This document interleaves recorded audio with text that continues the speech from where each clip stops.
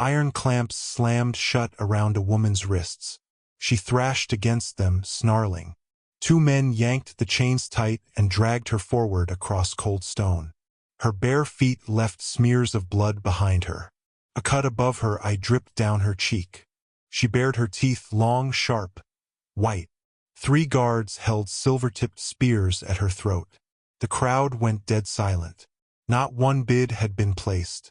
Not one hand had moved. Every face in those velvet seats stayed pointed at the floor. The auctioneer called her name into the silence. Leora. The most uncontrollable vampire ever brought to the block. A killer of 7 handlers. A creature no coven would touch. The price kept dropping. Still nobody moved. Then a single human hand rose from the back of the room. What that man did next froze the entire auction hall. Stay with me on this one. The room they were in went by the old name. The Vault. It sat 3 floors beneath a building that, on the surface, sold antique furniture to old money collectors. None of the buyers up there had any idea what happened down below. The doors to the vault opened twice a year. Always at midnight. Always on the new moon. And always to the same kind of crowd. Vampires. Old ones. The kind who didn't show up in photographs anymore. The kind who'd outlived 3 centuries of mortal memory and still moved through the world like they owned it. They came dressed in black. They came alone or in pairs. And they sat in those velvet seats with their hands folded and their faces still as stone. The man who raised his hand was not one of them. His name was Elias Mercer. 61 years old. Human. A widower. A scholar. He kept the records for 4 of the 7 great vampire houses, which meant he was permitted in the vault not as a buyer, but as a witness. His job was to write down who bought whom, what was paid, what blood debts changed hands. He sat in the back row where he always sat, with a leather notebook open on his lap and a fountain pen in his hand. He had been doing this work for 31 years. In all that time, he had never once raised his hand. When his hand went up that night, every head in the room turned. And I mean every head. Vampires don't move quickly when they don't have to. They conserve themselves. But this time, every neck in those rows snapped toward the back of the hall at the exact same moment. Like a single creature with 100 eyes. All of them looking at him. The auctioneer, a thin pale man named Vorn, froze mid-sentence. His mouth stayed open. His gavel hovered above the block. "Mr. Mercer," he said, "are you confused?" Elias didn't answer right away. He was looking at the woman in chains. Leora. She had stopped thrashing. Her head had tilted slowly toward the sound of his voice. Her eyes, black, not human black, but a deeper black, the kind of black that swallows light, locked onto him from across the hall. "I'm bidding," Elias said. His voice carried, even though he wasn't speaking loudly. "The number on the board. I'll pay it." A vampire in the second row laughed. Just one short laugh. The kind of sound that made other vampires turn and shush him. "Mr. Mercer," Vorn said again, more carefully now, "you understand what is on the block." "I do." "You understand she has killed 7 of her own kind." "I do." "You understand that no human has ever been permitted to bid in this room." "I'm aware." "Then." Vorn paused. He looked around at the seated vampires. None of them moved. None of them spoke. "Then you understand that this is irregular." "It is. But the rules of this auction state that any qualified attendee may place a bid. I have been a qualified attendee for 31 years. I have never placed one. I'm placing one tonight." The vampire who had laughed earlier stood up. He was a tall, lean man with hair the color of wet ash. He turned toward the auctioneer. "This is a joke," he said. "It is not a joke," Elias said. "Sit down, Mercer." "I will not." The vampire took a step toward the back of the hall. 2 of the guards moved to block him. The auctioneer held up his hand. "The bid is valid," Vorn said. The room went still again. Not silent. Still. "There's a difference," Silence is the absence of sound. Stillness is the absence of breath. Every vampire in that room held themselves the way only dead things can hold. Going once, Vorn said. He waited. Going twice. Nobody moved. Sold. His gavel came down on the block with a flat dry crack. To Elias Mercer of the back row. For 1 piece of silver. That was the price. 1 piece of silver. The lowest opening bid the vault had ever recorded. They had started at 9,000. Then 5. Then 2. Then 1. Then a single coin. Nobody had wanted her. Not at any price. Until him. The guards loosened the chains. Leora did not move. She stood where she was, her chains slack at her wrists, her eyes still locked on Elias from across the hall. She had not blinked once since he raised his hand. 2 of the guards walked her up the aisle. They did not touch her. They walked beside her. Behind her. The way you walk beside a thing you are afraid of but cannot show fear to. She stopped in front of him. He stood up slowly. He was a head shorter than she was. His knees ached, the way they always did when he stood after sitting too long. He reached into his coat and pulled out a small leather pouch. He undid the string. He took out 1 silver coin. He placed it on the block. Then he turned to Leora. "You can come with me," he said. "Or you can run. I won't chase you either way." She did not answer. He turned and walked toward the door. Behind him, after a long moment, she followed. The drive home took 40 minutes. Elias drove. Leora sat in the back seat. He had offered her the front. She had refused. Not with words, just with a look. Her chains were folded on the seat next to her.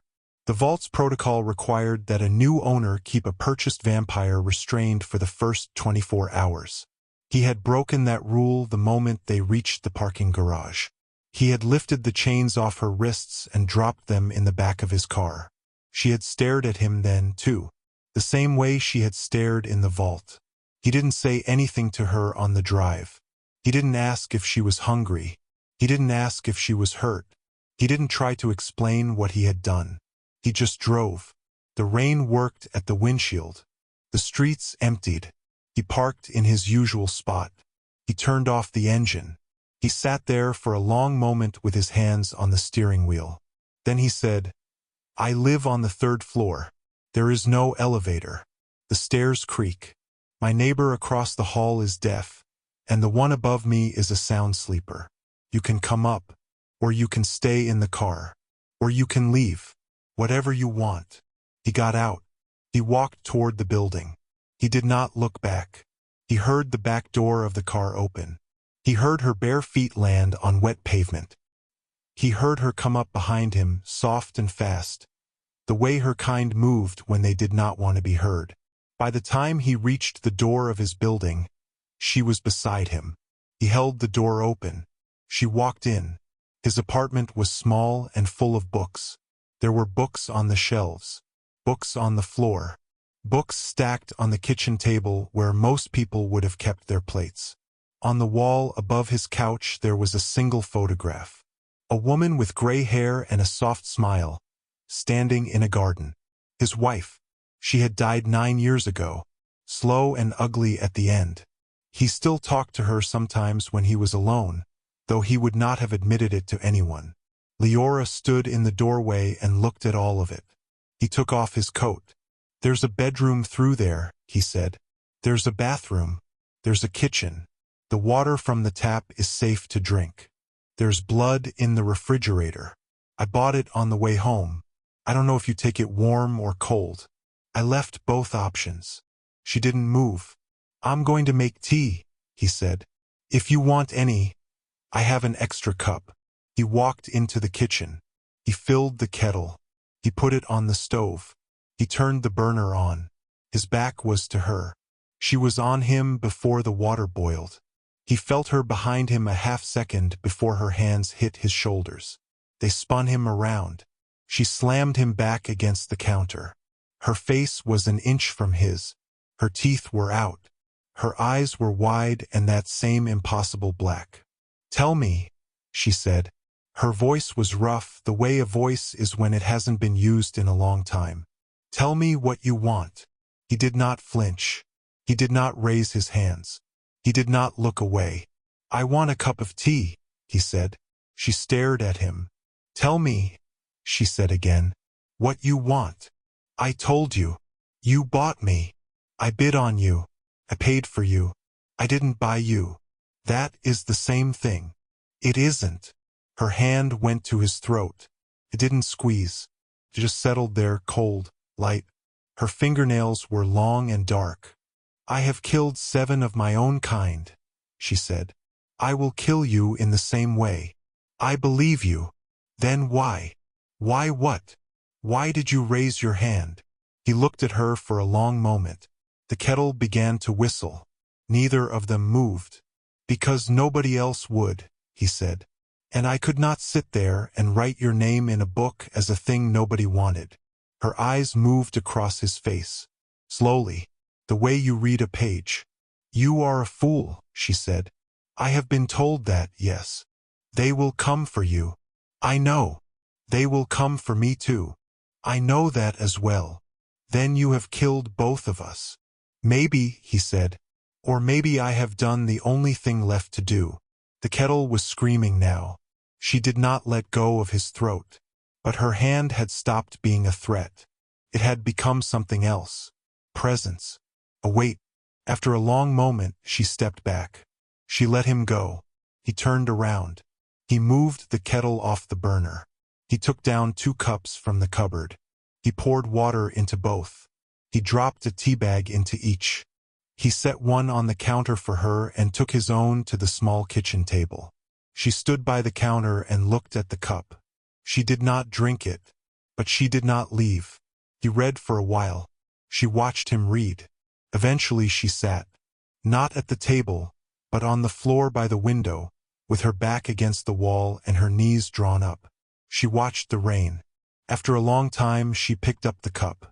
She drank. The apartment was quiet. The rain tapped against the glass. He set down his book and looked at her sitting by the window with the cup in both hands and the city wet behind her. And for the first time in 9 years his apartment did not feel empty. Outside, on the street, a black car had been parked since they came in. He did not see it. She did not see it. But the man inside it had seen them both. The knock came at 4 in the morning. 3 sharp raps. Polite. Measured. Elias was still in his chair, the book open on his lap. His glasses slid down his nose. He had fallen asleep without meaning to. The cup beside him had gone cold. By the window, Leora was already on her feet. She was not looking at the door. She was looking at the wall. Through it. 3, she said softly. +1 in the hall. +1 on the fire escape. The knock came again. "Mr. Mercer." A man's voice. Calm. Cultured. "Open the door, please. We mean you no harm." Leora's lip pulled back from her teeth. "He is lying." "I know he is," Elias whispered. He stood up. His knees cracked. He set the book down on the chair. He walked, slowly, to the small drawer in his desk. He opened it. He took something out. Not a gun. Not a stake. A small wooden box. About the size of a deck of cards. He slid it into his coat pocket. "Mr. Mercer," the voice said again, "we are from the council. You are aware of who we are. We need to discuss the irregularity of tonight's purchase. We will not enter your home unless you allow us to. Open the door." Leora moved across the room without sound. She reached him. She put her hand on his arm. Her fingers were so cold they burned. "Listen to me," she said. Her voice was low and fast. "If you open that door, the man behind it will kill you. Not tonight. Not next week. Slowly.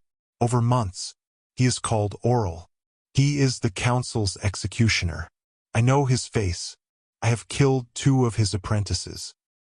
He will not forgive that, and he will not forgive you for taking me. I thought you were sold. I was sold for execution. The bid was a formality.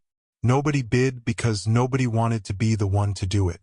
They expected the council to take me when no buyer came forward. You stopped that. By accident. It does not matter how. You stopped it.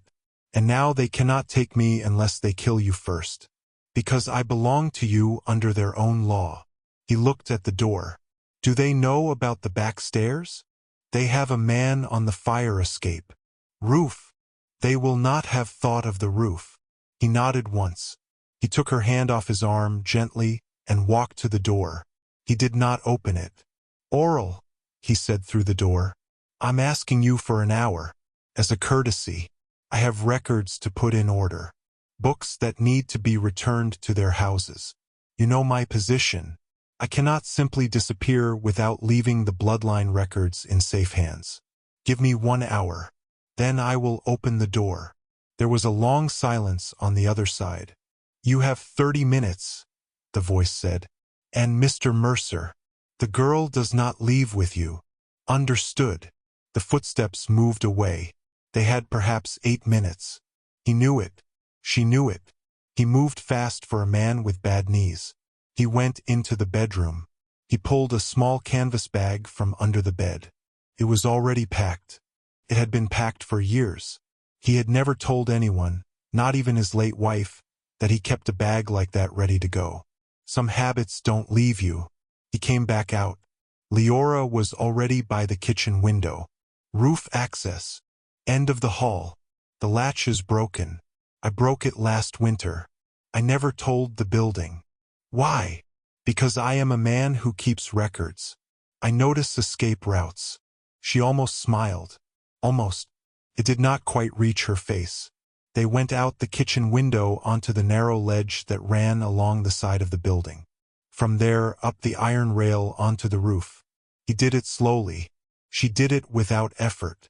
When his foot slipped on the wet metal, her hand was already on his wrist before he had begun to fall. She lifted him over the parapet like he weighed nothing. They crossed 3 roofs that way. On the 4th, she stopped him. Down here, she said. There's a fire escape. 3 floors to an alley. The alley feeds into the river walk. From there we can go anywhere. He nodded. But before they went down, she turned to him. Why did you not run alone? She said. I would not have stopped you. The council does not yet know the apartment is empty. You could have left me on that roof. Walked into a hotel. Spent a week in another city. They have no quarrel with you if I am dead. I am not leaving you on a roof, he said. That is not a reason. It is the only one I have. She looked at him a long time. Then she said the strangest thing. She said it almost to herself. I felt it. When you raised your hand. Something sealed. I did not know it could happen with a human. I did not know it could happen at all without consent. Do you understand what I am saying? No. You will. She turned and went down the fire escape. He followed. By dawn they were in a room above a closed bookshop on the river walk. A place owned by a man Elias had once helped through a difficult divorce involving certain documents that should never have been written down. The shopkeeper had asked no questions. He had handed over the key and said only, Whatever you brought with you, keep it quiet. I'll bring food in the morning. Hey, before this gets any harder, if you've made it this far with me, do me a favor. Hit that subscribe button. Tap the like. Drop a comment telling me whether you think Elias should have left her on that roof. I read every one of them, and the ones from this story I'm reading out loud at the end of the week. Stay with me. The story turns from here. Inside, Leora sat on the floor again. Same posture as before. Knees up, back against the wall. They will find us by tomorrow night, she said. I know. Then we have a day. What do we do with it? She looked at him. The black of her eyes had gone soft. Somehow. The wildness was still there, underneath. But there was something else now, too. We use it, she said. To make them regret the day they sent Oral up your stairs. What they did with that day, Elias never forgot. Leora taught him 3 things. The first was how to walk past a vampire without being noticed. Head down, shoulders loose, breath slow, no eye contact. Vampires noticed prey by its panic, she told him. A man who walks like he belongs nowhere is also a man who belongs everywhere. The second was how to wound her kind without killing them. There were nerves in the wrist, behind the knee, at the base of the jaw. Pressed correctly with a silver blade, they would put a vampire on the ground for as long as a minute. A minute was a long time.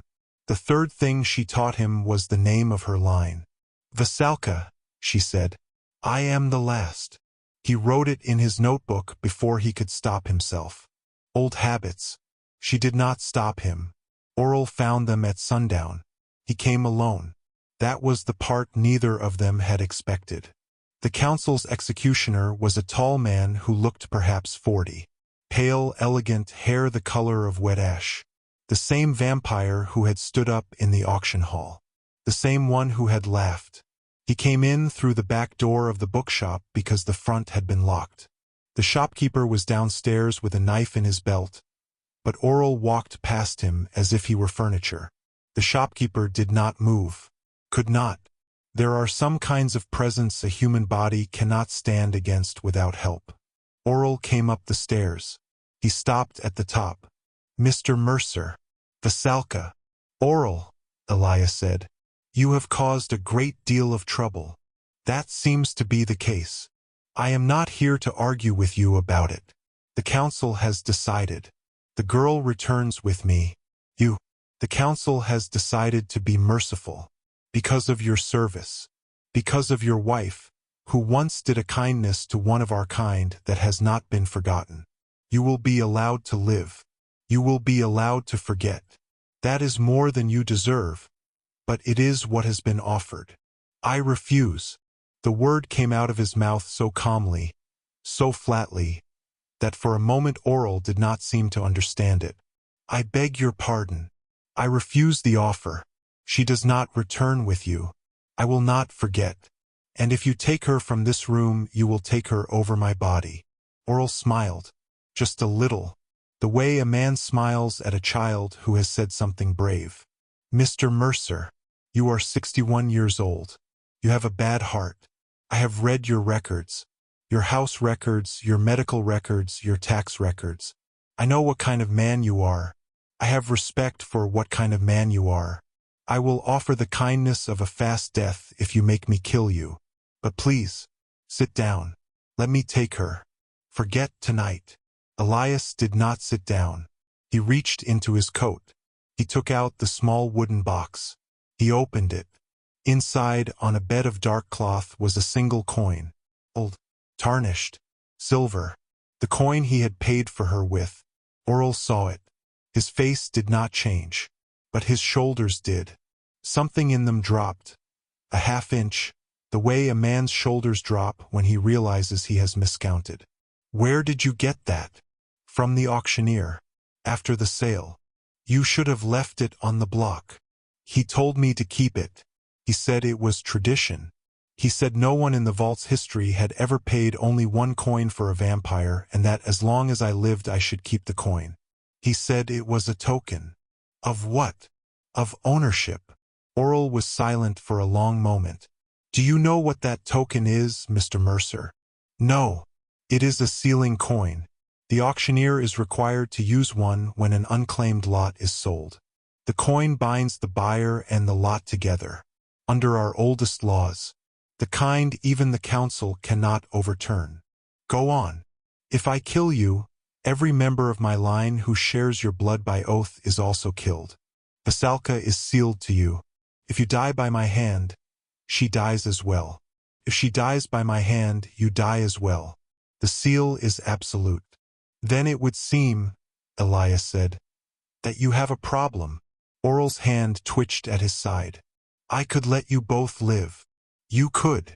I could go back to the council and tell them she is dead, that you are dead, that I killed both of you and burned the bodies. They would believe me. No one would check. Why would you do that?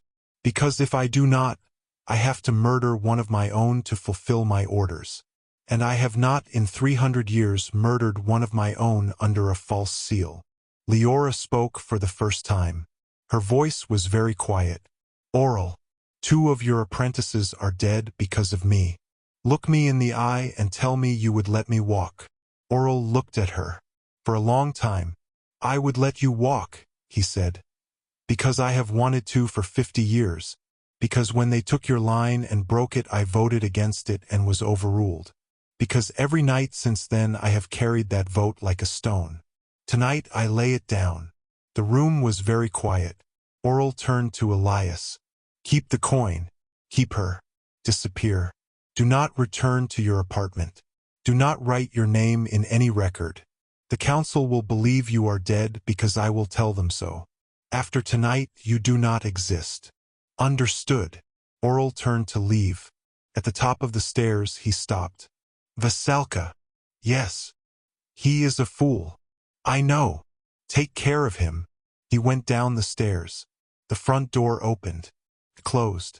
He was gone. They left the bookshop before dawn. The shopkeeper drove them. He did not ask where. He did not ask why.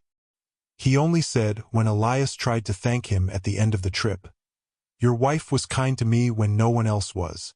There is no thanks to give. Go." He turned the car around and drove back into the city and was never part of the story again. The place he left them was a small house at the edge of a lake about 200 miles north of where they started. It had belonged to Elias's brother, who had died young, and to which Elias still held the key but had not used in 19 years. Dust on every surface. Piano nobody had played. Photographs in frames that had stopped meaning anything to anyone but him. They moved in slowly. He swept. She watched him sweep. Eventually she took the broom from him and finished the room because, she said, his back would not survive another 15 minutes of bending. He did not argue. He cooked. Simple food. Soup. Bread. She did not eat soup, of course, but she sat at the table while he did, and the cup of warm blood he set down in front of her each evening went, eventually, from full to empty without him ever quite seeing her drink it. He read. She watched him read for a while. Then, on the second week, she picked up a book of her own. He had asked her once if she could read, and she had given him a look so withering that he had never asked her anything that condescending again. The book she chose was a book of poetry he had not opened in 20 years. She read it slowly. She moved her lips sometimes. He did not watch her do it. He gave her that privacy. They did not speak about what had happened in the apartment. They did not speak about what had happened in the bookshop. They did not speak about Oral or the council or the seal or the coin. The coin sat on the mantel in its small wooden box. Sometimes Elias would pass by it and look at it. Sometimes Leora would. Once, in the third week, she said, "Do you regret it?" He did not need to ask what she meant. No. Why not? Because for 31 years I sat in the back of that hall and I wrote down the names of people who were sold. I wrote them down and I went home and I drank tea and I read books and I slept. I told myself it was not my business. I told myself I was a recorder, not a participant. I told myself a lot of things. The night I raised my hand, all of those things stopped being true. I do not know if what I did was brave or foolish, but it was the first thing I had done in a long time that was not a lie. She looked at him a long moment. "You are a strange man, Elias Mercer." "I am told that, yes." She turned back to her book. The seasons changed. The lake froze and then it didn't. He grew thinner, older. The bond between them, the seal Oral had named, did something to him that neither of them entirely understood. His knees ached less. His eyes grew sharper. He slept less and read more. His hair, which had been gray for 20 years, did not turn white the way he had expected. He did not tell her any of this. She noticed all of it without needing to be told. One night, in the 4th month, she sat down beside him on the porch and did not look at him when she spoke. "There are houses," she said, "that take in people like you, people who have been sealed without knowing what it meant. They do not last long. The bond pulls them apart over time, because they are not built to carry it. Some do not survive a year." He nodded slowly. "And me? You are different." "How?" "I do not know yet. He looked out at the lake. The moon was on the water. A fish jumped, somewhere, and the sound of it was the loudest thing for a mile. Leora, I will tell you something I have not told you. The night I raised my hand, I did not do it for you. I did not even know you. I did it because I was tired. Tired of watching. Tired of writing. Tired of being a man who had already buried his life and was waiting for the rest of his body to catch up. I raised my hand because I was done waiting. The fact that it was you in those chains, that part was chance. The fact that I am sitting here now, that part is something else. What is it? I do not know yet. She laughed. It was the first time he had heard her laugh. It was a low, rough sound, and it did not last long, but it was a laugh. That is the same answer I gave you. I know. Then perhaps neither of us knows yet. Perhaps not. They sat on the porch for a long time after that. The night was cold and clear. He did not put his arm around her. She did not put her head on his shoulder. They were not that kind of story. But somewhere between his hand and hers, on the wood of the bench between them, their fingers were very close. Closer than the day before. Not as close as the day to come. In the auction hall that night, he had raised his hand into a silence so complete you could hear the hum of the lights. He had not known what would follow. None of us ever do. But the sound of his hand going up, the smallest sound a body can make, had set in motion something that no rule of her world and no law of his could undo. The hand he raised that night, it was still up. It would always be up.